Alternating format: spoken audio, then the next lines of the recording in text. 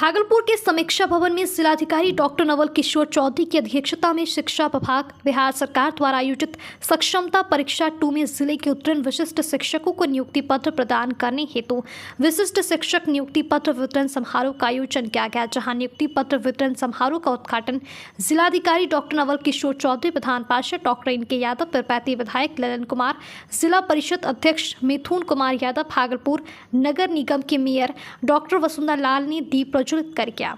इस अवसर पर कार्यक्रम को संबोधित करते हुए भागलपुर जिलाधिकारी डॉक्टर नवल किशोर चौधरी ने कहा कि सक्षमता परीक्षा पार्ट 2 में उत्तीर्ण जिले के 1152 विशिष्ट शिक्षकों को आज औपचारिक नियुक्ति पत्र प्रदान किया जा रहा है, जिसमें जिला स्तर पर 100 शिक्षकों को सांकेतिक रूप से नियुक्ति पत्र का वितरण किया जा रहा है। शेष शिक्षकों को प्रखंड स्तर पर आयोजित नियुक्ति पत्र वितरण समारोह में नियुक्ति पत्र वितरण किया जा रहा है। उन्होंने समारोह में उपस्थित सभी शिक्षकों को शुभकामनाएं एवं बधाई दी।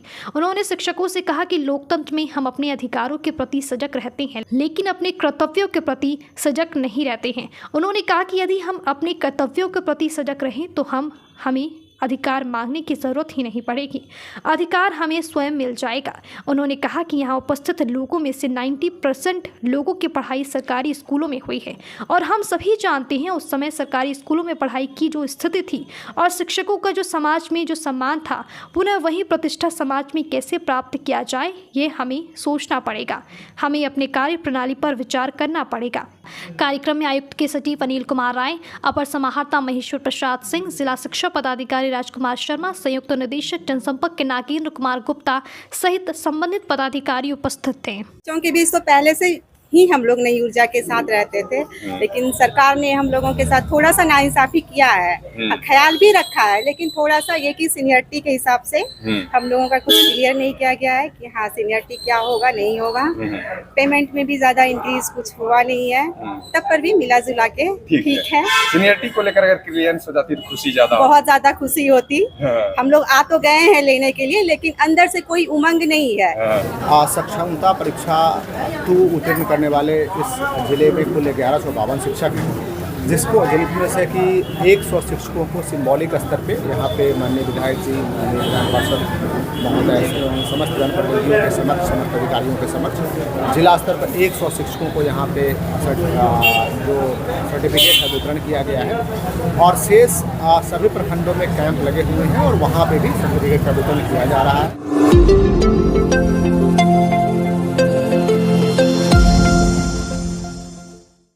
बिहार के पंचायती राज मंत्री केदार प्रसाद गुप्ता भागलपुर पहुंची, जहां बीजेपी कार्यकर्ताओं ने गुलदस्ता भेंट कर उनका स्वागत किया। मंत्री बनने पर वह पहली बार भागलपुर आए थे, जहां उन्होंने पत्रकारों से बातचीत की। पत्रकारों से बातचीत करते हुए मंत्री ने कहा कि विपक्ष के नेता तेजस्वी यादव किसी को आगे बढ़ने दिए हैं क्या? बाकी दल तो जात पात की राजनीति भी करते हैं, लेकिन तेजस्वी तो अपने जात की राजनीति भी नहीं करते, वह तो सीधे अपने परिवार की राजनीति करते हैं। क्या यादव समाज में और कोई नहीं है जो मुख्यमंत्री बनने की क्षमता रखता है? वह तो अपने समाज को ही खाए हैं।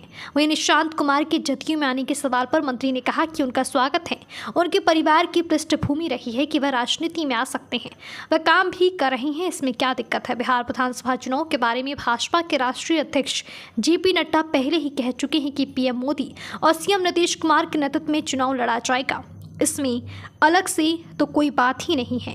मंत्री ने कहा कि वह 13 अप्रैल को स्वतंत्रता सेनानी वंशीधर शाह उर्फ वंशी चाचा के शहादत दिवस पर राज्य के सभी जिलों से लोगों को आमंत्रित करने आए हैं। समाज के लिए उन्होंने बहुत काम किया और वे हमारे प्रेरणा स्रोत हैं। शुक्रवार की देर रात मौके पर भाजपा जिलाध्यक्ष संतोष कुमार, पूर्व जिलाध्यक्ष अभय वर्मन समेत अन्य कार्यकर्ता से मिले। देखिए कितना को खाए हैं इनसे न पूछिए। तेजस्वी जी कितना को खाए, किसी को बढ़ने दिए हैं क्या?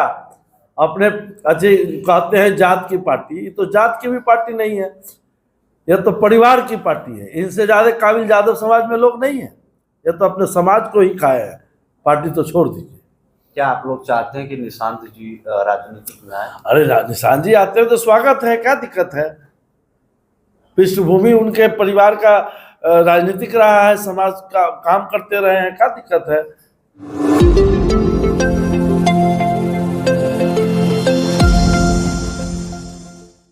भागलपुर नगर विधायक अजीत शर्मा ने शनिवार को नाथनगर स्थित मारवाड़ी पट्टी में एक महत्वपूर्ण कार्यक्रम में भाग लिया। उन्होंने शिबू बाजोरिया के घर से लेकर सुनील बुधिया के घर तक मुख्यमंत्री क्षेत्रीय विकास योजना से निर्मित सड़क एवं नाला योजना का उद्घाटन किया। इस अवसर पर स्थानीय पार्षद, कांग्रेस कार्यकर्ता और काफी संख्या में वार्ड और नाथनगर के लोग मौजूद थे। ढोल बाजे के साथ विधायक का स्वागत किया गया और फीता काटकर उद्घाटन कार्यक्रम किया गया। विधायक अजीत शर्मा ने इस अवसर पर कहा कि विधानसभा क्षेत्र में लोगों के द्वारा सड़क और नाले के निर्माण के साथ साथ लोगों की समस्याओं का लगातार समाधान किया जा रहा है। उन्होंने दावा किया कि आने वाले विधानसभा चुनाव में महागठबंधन की सरकार बिहार में बनेगी। सर, ये तो हमें विधायक को जनता ने मुझे चुना है, तो काम तो करना मेरा फर्ज बनता है। काम नहीं करेंगे फिर विधायक का मतलब क्या है। और आज जो हम आए हैं नाथनगर, यहाँ पर जो रोड बना है उसको उद्घाटन के लिए मैं आया था, और जो उत्साह मैंने यहाँ लोगों को देखा, और सबसे बड़ी बात है जो नरेंद्र मोदी जी या जोगी जी जो कहते हैं हिंदू मुसलमान की बात, आप देख रहे होंगे सभी लोगों में यहाँ कोई फर्क नहीं है। और आपको बता दें, ये बुधिया जी को मैं धन्यवाद, संजय जी और जैन साहब को भी धन्यवाद देता हूँ, जो सब लोग को एकजुट करके अब बुनकरों को आगे बढ़ाने का, रोजगार देने का काम कर रहे हैं। मैं इनको तहे दिल से शुक्रिया देता हूँ। और आपको बता दूं, कोई भी ताकत नहीं है जो भागलपुर में हमारे हिंदू मुसलमान किसी भी जाति को लोग अलग कर सकता है। सभी को मिल के चलेंगे और जनता की शक्ति सब एक रहेंगे और सिल्क उद्योग को भी आगे बढ़ाएंगे।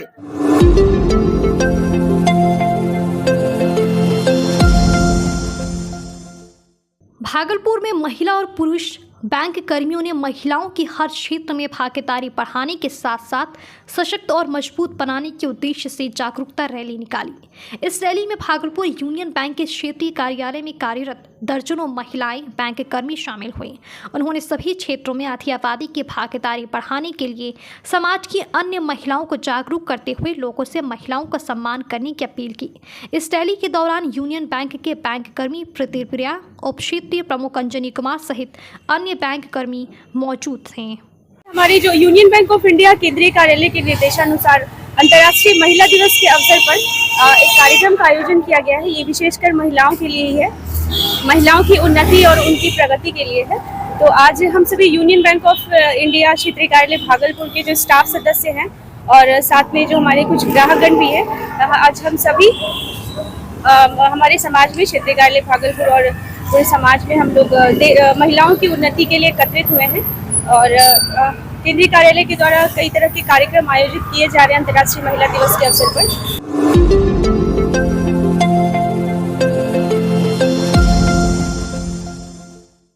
भागलपुर में मामूली बात को लेकर दो दुकानदार के बीच जमकर मारपीट हो गई।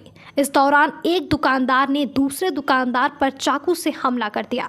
इस घटना में दो लोग घायल हैं, जिसमें महिला और एक युवक शामिल हैं। घटना घोघा थाना क्षेत्र के महादेव स्थान का है।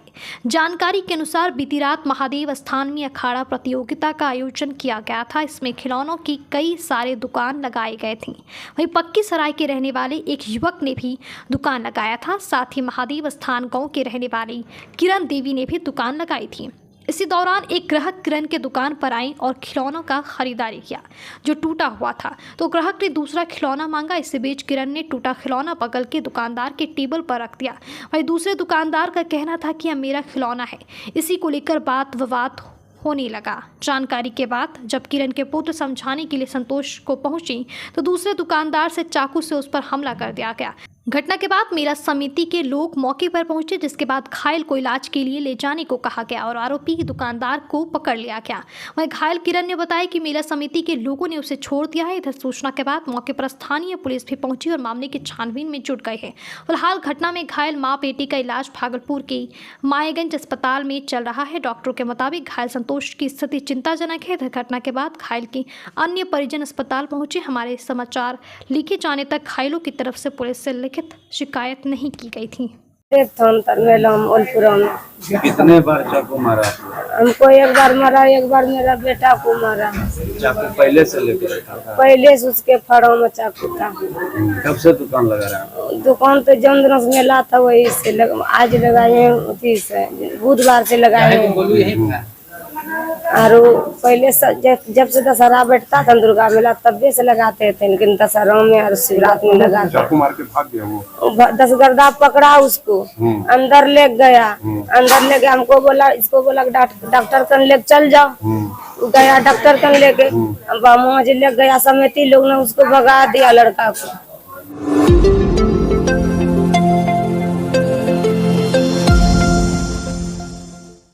भागलपुर में एक विकलांग महिला के घर चोरी की घटना सामने आई है। पीड़ित महिला श्रेया रानी ने बताया कि उनके जीजा अशोक कुमार का फोन आया था, जिसमें उन्होंने कहा था कि उनकी दीदी की तबीयत खराब है, इसलिए वह अपनी बेटी के साथ वहां चली गई। लेकिन जब वह वापस लौटी तो उनके घर का ताला लॉक था, जैसा कि उन्होंने पहले किया था।